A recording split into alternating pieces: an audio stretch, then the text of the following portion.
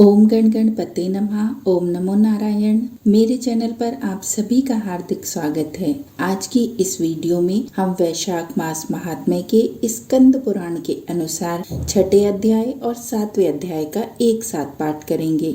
छठे अध्याय में भगवत कथा के श्रवण और कीर्तन का महत्व तथा वैशाख मास के धर्मों के अनुष्ठान से राजा पुरुयशा का संकट से उद्धार, और सातवें अध्याय में राजा पुरुयशा को भगवान का दर्शन, उनके द्वारा भगवत स्तुति और भगवान के वरदान से राजा की सायुज्य मुक्ति। तो पाठ को आरंभ करें उससे पहले आपसे यही कहूंगी, अगर आप मेरे चैनल पर पहली बार आए हैं तो मेरे चैनल को लाइक, शेयर और सब्सक्राइब अवश्य कर लें और बेल आइकन को दबाकर उसे ऑल पर सेट कर लें। मेरे चैनल का लिंक डिस्क्रिप्शन बॉक्स में दिया गया है, उस पर जाकर अन्य कथाओं को सुन सकते हैं। तो अब हम अपना छठा अध्याय आरंभ करते हैं। भगवत कथा के श्रवण और कीर्तन का महत्व तथा वैशाख मास के धर्मों के अनुष्ठान से राजा पुरुयशा का संकट से उद्धार। श्रुतदेव बोले, मेष राशि में सूर्य के स्थिर रहने पर जो वैशाख मास में प्रातःकाल स्नान करता है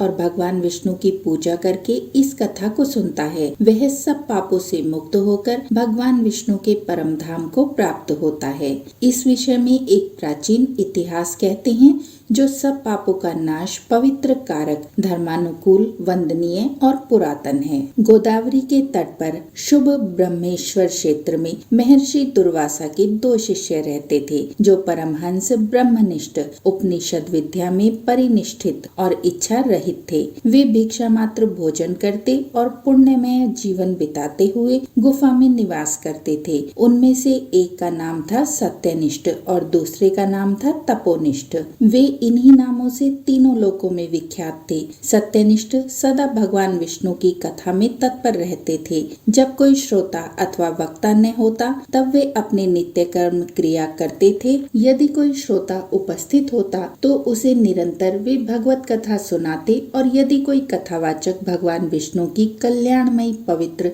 कथा को कहता था तो वे अपने सब कर्मों को समेटकर श्रवण में तत्पर हो जाते थे और उस कथा को सुनने लगते थे। वे अत्यंत दूर के तीर्थों और देव मंदिरों को छोड़कर तथा कथा विरोधी कर्मों का परित्याग करके भगवान की दिव्य कथा सुनते और श्रोताओं को स्वयं भी सुनाते थे। कथा समाप्त होने पर सत्यनिष्ठ अपना शेष कार्य पूरा करते थे। कथा सुनने वाले पुरुष को जन्म मृत्यु में संसार बंधन की प्राप्ति नहीं होती, उसके अंतःकरण की शुद्धि होती है। भगवान विष्णु में जो अनुराग की कमी है वह दूर हो जाती है और उनके प्रति गाढ़ अनुराग होता है। साथ ही साधु पुरुषों के प्रति सौहार्द बढ़ता है। रजोगुण रहित गुणातीत परमात्मा शीघ्र ही हृदय में स्थित हो जाते हैं। श्रवण से ज्ञान पाकर मनुष्य भगवत चिंतन में समर्थ होता है। श्रवण, ध्यान और मनन यह वेदों में अनेक प्रकार से बताए गए हैं। जहाँ भगवान विष्णु की कथा न होती हो और जहाँ साधु पुरुष न रहते हों,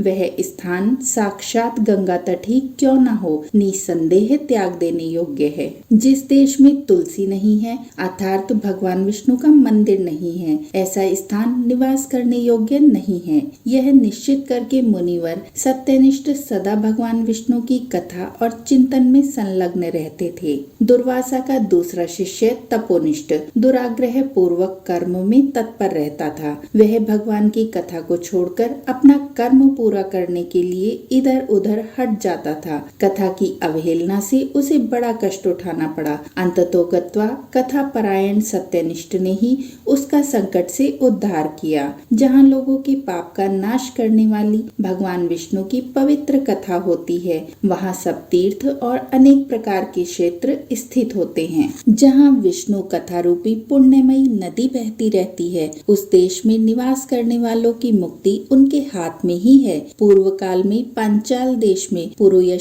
पिता के मरने पर पुरुयशा राज्य सिंहासन पर बैठे। वे धर्म की अभिलाषा रखने वाले, शूरता, उदारता आदि गुणों से संपन्न और धनुर्वेद में प्रवीण थे। उन महामती नरेश ने अपने धर्म के अनुसार पृथ्वी का पालन किया। कुछ काल के पश्चात राजा का धन नष्ट हो गया। हाथी और घोड़े बड़े बड़े रोगों से पीड़ित होकर मर गए। उनके राज्य में ऐसा भारी अकाल पड़ा जो मनुष्यों का अत्यंत विनाश करने वाला था। पांचाल नरेश नरेश राजा पुरुयशा को निर्बल जानकर उनके शत्रुओं ने आक्रमण किया और युद्ध में उनको जीत लिया। तदंतर पराजित हुए राजा ने अपनी पत्नी शिखणी के साथ पर्वत की कंदरा में प्रवेश किया। साथ में दासी आदि सेवक गण भी थे। इस प्रकार छिपे रहकर राजा मन ही मन विचार करने लगे कि मेरी यह क्या अवस्था हो गई। मैं जन्म और कर्म से शुद्ध हूँ, माता और पिता के हित में तत्पर रहता हूँ, गुरु भक्त, उदार, ब्राह्मणों का सेवक, धर्म परायण, सब प्राणियों के प्रति दयालु, देव पूजक और जितेंद्रिय भी हूँ। फिर किस कर्म से मुझे यह विशेष दुख देखने वाली दरिद्रता प्राप्त हुई है? किस कर्म से मेरी पराजय हुई और किस कर्म के फलस्वरूप मुझे यह वनवास मिला है? इस प्रकार चिंता से व्याकुल होकर राजा ने खिन्न चित्त से अपने सर्वज्ञ गुरु मुनिश्रेष्ठ याज और उपयाज का स्मरण किया। राजा के आवाहन करने पर दोनों बुद्धिमान मुनीश्वर वहां पर आए। उन्हें देखकर पांचाल प्रिय नरेश सहसा उठकर खड़े हो गए और बड़ी भक्ति के साथ गुरु के चरणों में मस्तक रखकर प्रणाम किया। फिर वन में पैदा होने वाली शुभ सामग्रियों के द्वारा उन्होंने उन दोनों का पूजन किया और विनीत भाव से पूछा कि विप्रवरो, मैं गुरु चरणों में भक्ति रखने वाला हूँ। मुझे किस कर्म से यह दरिद्रता, कोष हानि और शत्रुओं से पराजय प्राप्त हुई है? किस कारण से मेरा वनवास हुआ है और मुझे अकेले रहना पड़ा? मेरे न तो कोई पुत्र है, न भाई है और न हितकारी मित्र ही है। मेरे द्वारा सुरक्षित राज्य में यह बड़ा भारी अकाल कैसे पड़ गया? ये सब बातें विस्तार पूर्वक मुझे बताइए। तब राजा के इस प्रकार पूछने पर वे दोनों मुनि श्रेष्ठ कुछ देर ध्यान मग्न होकर इस प्रकार बोले, राजन, तुम पहले के 10 जन्मों तक महापापी व्याघ्र रहे हो। तुम सब लोगों के प्रति क्रूर और हिंसा परायण थे। तुमने कभी लेश मात्र भी धर्म का अनुष्ठान नहीं किया। इंद्रिय संयम तथा मनोनिग्रह का तुमने सर्वथा अभाव था। तुम्हारी जीवा किसी प्रकार भगवान विष्णु का नाम नहीं लेती थी। तुम्हारा चित्त गोविंद के चारु चरणाविंदों का चिंतन नहीं करता था और तुमने कभी भी मस्तक नवाकर परमात्मा को प्रणाम नहीं किया। इस प्रकार दुरात्मा व्याघ्र का जीवन व्यतीत करते हुए तुम्हारे 9 जन्म पूरे हो गए। 10वां जन्म प्राप्त होने पर तुम सहस्त्र पर्वत पर पुनः व्याघ्र हुए। वहाँ सब लोगों के प्रति क्रूरता करना ही तुम्हारा स्वभाव था। तुम मनुष्यों के लिए यम के समान थे, दयाहीन, शस्त्र जीवी और हिंसा परायण थे। अपनी स्त्री के साथ रहते हुए राह चलने वाले पथिकों को तुम बड़ा कष्ट दिया करते थे। इस प्रकार अपने हित को न जानते हुए तुमने बहुत वर्ष व्यतीत किए। जिनके छोटे छोटे बच्चे हैं, ऐसे मृगों और पक्षियों के वध करने के कारण तुम दयाहीन दुर्बुद्धि को इस जन्म में कोई पुत्र प्राप्त नहीं हुआ। तुमने सबके साथ विश्वासघात किया, इसीलिए तुम्हारी कोई सहोदर भाई नहीं है। मार्ग में सबको पीड़ा देते रहे, इसीलिए इस जन्म में तुम मित्र रहित हो। साधु पुरुषों के तिरस्कार से शत्रुओं द्वारा तुम्हारी पराजय हुई। कभी दान न देने के दोष से तुम्हारे घर में दरिद्रता है। तुमने दूसरों को सदा उद्वेग में डाला, इसीलिए तुम्हें दुस्सह वनवास मिला। सबके अप्रिय होने के कारण तुम्हें असह दुख मिला। तुम्हारे क्रूर कर्मों के फल से ही इस जन्म में मिला हुआ राज्य भी छिन गया। वैशाख मास की गरिमा में तुमने सर्वार्थवश एक दिन एक ऋषि को दूर से तालाब बता दिया था और हवा के लिए पलाश का एक सूखा पत्ता दे दिया था। बस जीवन में इस एक ही पुण्य के कारण तुम्हारा यह जन्म परम पवित्र राजवंश में हुआ है। अब यदि तुम सुख, राज्य, धन धान्य आदि संपत्ति, स्वर्ग और मोक्ष चाहते हो अथवा सायुज्य एवं श्रीहरि के पद की अभिलाषा, आज तुम विधि पूर्वक स्नान और भगवान लक्ष्मीपति की पूजा करो। यदि अपने समान ही गुणवान पुत्रों की अभिलाषा करते हो तो सब प्राणियों के हित के लिए प्याऊ लगाओ। इस पवित्र वैशाख मास में भगवान मधुसूदन की प्रसन्नता के लिए यदि तुम निष्काम भाव से धर्मों का अनुष्ठान करोगे तो अंतःकरण शुद्ध होने पर तुम्हें भगवान विष्णु का प्रत्यक्ष दर्शन होगा। ये कहकर राजा की अनुमति लेकर उनके दोनों ब्राह्मण पुरोहित याग और उपयाग जैसे आए थे वैसे ही चले गए। उनके उपदेश पाकर महाराज पुरुयशा ने वैशाख मास के संपूर्ण धर्मों का श्रद्धा पूर्वक पालन किया और भगवान मधुसूदन की आराधना की। इससे उनका प्रभाव बढ़ गया तथा बंधु बांधव उनसे आकर मिल गए। तत्पश्चात वे मरने से बची हुई सेना को साथ लेकर बंधुओं सहित पांचाल नगरी के समीप आए। उस समय पांचाल राजा के साथ राजाओं का पुनः संग्राम हुआ। महारथी पुरुयशा ने अकेले ही समस्त महाबाहु राजाओं पर विजय पाई।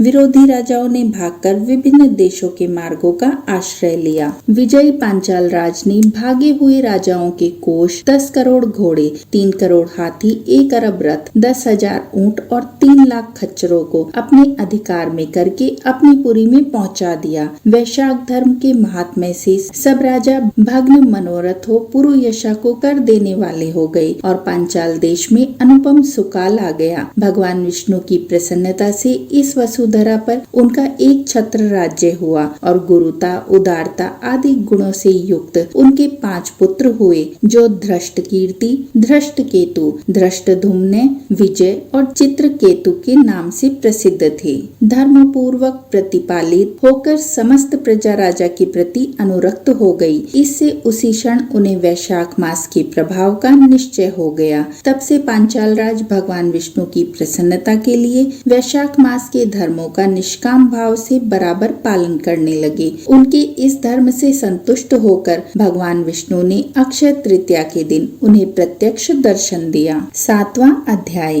राजा पुरुयशा को भगवान का दर्शन, उनके द्वारा भगवत स्तुति और भगवान के वरदान से राजा की सायुज्य मुक्ति। शुतदेव कहते हैं, परमात्मा भगवान नारायण 4 भुजाओं से सुशोभित थे। उन्होंने हाथों में शक्र, चक्र, गदा। तत्पश्चात राजा ने महान वैभव से बहुमूल्य वस्त्र, आभूषण और चंदन से हार, धूप, दीप तथा अमृत के समान नैवेद्य के निवेदन आदि से एवं अपने तन, मन, धन और आत्मा का समर्पण करके आदित्य पुराण पुरुष भगवान विष्णु का पूजन किया। पूजा के बाद इस प्रकार स्तुति की, जो निर्गुण, निरंजन और प्रजापतियों के भी अधीश्वर हैं, ब्रह्मा आदि संपूर्ण देवता जिनकी वंदना करते रहते हैं, उन परम पुरुष भगवान श्री हरि को मैं प्रणाम करता हूँ। शरणागतों की पाप राशि का नाश करने वाले आपके चरणाविंदों को परिपक्व योग वाले योगिनियों ने जो अपने हृदय में धारण किया है, यह उनके लिए बड़े सौभाग्य की बात है। बढ़ी हुई भक्ति के द्वारा अपने अंतरकरण तथा जीव भाव को भी आपके चरणों में ही चढ़ाकर वे योगी जन उन चरणों के चिंतन मात्र से आपके धाम को प्राप्त हुए हैं। विचित्र कर्म करने वाले आप स्वतंत्र परमेश्वर को नमस्कार है। साधु पुरुषों पर अनुग्रह करने वाले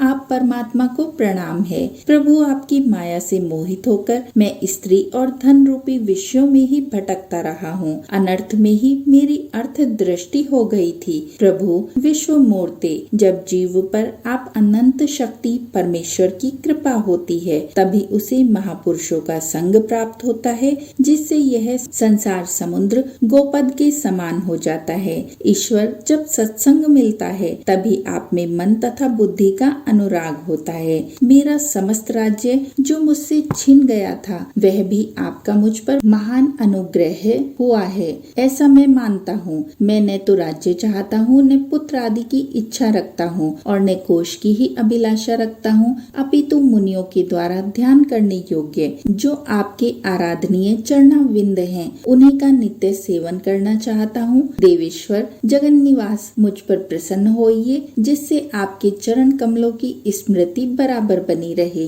तथा स्त्री, पुत्र, खजाना एवं आत्मीय कहे जाने वाले सब पदार्थों में जो मेरी आसक्ति है, वह सदा के लिए दूर हो जाए। भगवान, मेरा मन सदा आपके चरणाविंदों के चिंतन में लगा रहे। मेरी वाणी आपकी दिव्य कथा के निरंतर वर्णन में तत्पर हो। मेरे ये दोनों नेत्र आपके विग्रह के दर्शन में, कान कथा को श्रवण में तथा रसना आपके भोग लगाए हुए प्रसाद के आस्वादन में प्रवृत्त हो। हे प्रभु, मेरी नासिका आपके चरण कमलों की तथा आपके भगवत जनों के गंध विलेपन आदि की सुगंध लेने में, दोनों हाथ आपके मंदिर में झाड़ू देने आदि की सेवा में, दोनों पैर आपके तीर्थ और कथा स्थान की यात्रा करने में तथा मस्तक निरंतर आपको प्रणाम करने में संलग्न रहे। मेरी कामना आपकी उत्तम कथा कथा में और बुद्धि अहर्निश आपका चिंतन करने में तत्पर हो। मेरे घर पर पधारे हुए मुनियों द्वारा आपकी उत्तम कथा का वर्णन तथा आपकी महिमा का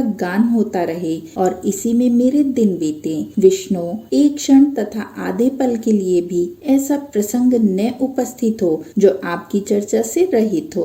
हरे, मैं परमेष्ठी ब्रह्मा का पद, भूतल का चक्रवर्ती राज्य और मोक्ष भी नहीं चाहता, केवल आपके चरणों की निरंतर सेवा चाहता हूँ, जिसके लिए लक्ष्मी जी तथा ब्रह्मा, शंकर आदि देवता भी सदा प्रार्थना किया करते हैं। राजा की इस प्रकार स्तुति करने पर कमल नयन भगवान विष्णु ने प्रसन्न होकर मेघ के समान गंभीर वाणी में इस प्रकार कहा, राजन, मैं जानता हूँ तुम मेरे श्रेष्ठ भक्त हो, कामना रहित और निष्पाप हो। नरेश्वर, मुझ में तुम्हारी दृढ़ भक्ति हो और अंत में तुम मेरा सायुज्य प्राप्त करो। तुम्हारे द्वारा किए हुए इस स्तोत्र से इस पृथ्वी पर जो लोग स्तुति करेंगे उनके ऊपर संतुष्ट होकर मैं उन्हें भोग और मोक्ष प्रदान करूंगा। यह अक्षय तृतीया इस पृथ्वी पर प्रसिद्ध होगी, जिसमें भोग और मोक्ष प्रदान करने वाला मैं तुम्हारे ऊपर प्रसन्न हुआ। जो मनुष्य इस तिथि को किसी भी बहाने से अथवा स्वभाव से ही स्नान, दान आदि क्रियाएं करते हैं, वे मेरे अविनाशी पद को प्राप्त होते हैं। जो मनुष्य पितरों के उद्देश्य से अक्षय तृतीया को श्राद्ध करते हैं, उनका किया हुआ वह श्राद्ध अक्षय होता है। इस तिथि में थोड़ा सा भी जो पुण्य किया जाता है उसका फल अक्षय होता है। नृपश्रेष्ठ, जो कुटुंबी ब्राह्मण को गाय का दान करता है, उसके हाथ में सब संपत्तियों की वर्षा करने वाली भुक्ति और मुक्ति भी आ जाती है। जो वैशाख मास में मेरा प्रिय करने वाले धर्मों का अनुष्ठान करता है, उसके जन्म, मृत्यु, जरा, भय और पाप को मैं हर लेता हूँ। अनघ, यह वैशाख मेरे चरण चिंतन की ही भांति ऐसे सहस्त्रों पापों को हर लेता है, जिनके लिए शास्त्रों में कोई प्रायश्चित नहीं मिलता। राजा को यह वरदान देकर देवादिदेव भगवान जगन्नाथ सबके देखते ही देखते वहीं अंतर ध्यान हो गए। तदंतर राजा पुरुयशा सदा भगवान में ही मन लगाए हुए उन्हीं की सेवा में तत्पर रहकर इस पृथ्वी का पालन करने लगे। देव दुर्लभ समस्त मनोरथों का उपभोग करके अंत में उन्होंने चक्रधारी भगवान विष्णु का सायुज्य प्राप्त कर लिया। जो इस उत्तम उपाख्यान को सुनते और सुनाते हैं, वे सब पापों से मुक्त होकर भगवान विष्णु के परम पद को प्राप्त होते हैं। तो इस प्रकार वैशाख मास महात्म्य के स्कंद पुराण के अनुसार छठे और 7वें अध्याय का पाठ यहीं पर समाप्त होता है। कोई त्रुटि हुई है तो क्षमा कीजिए। बोलिए नारायण नारायण। जय श्री कृष्णा।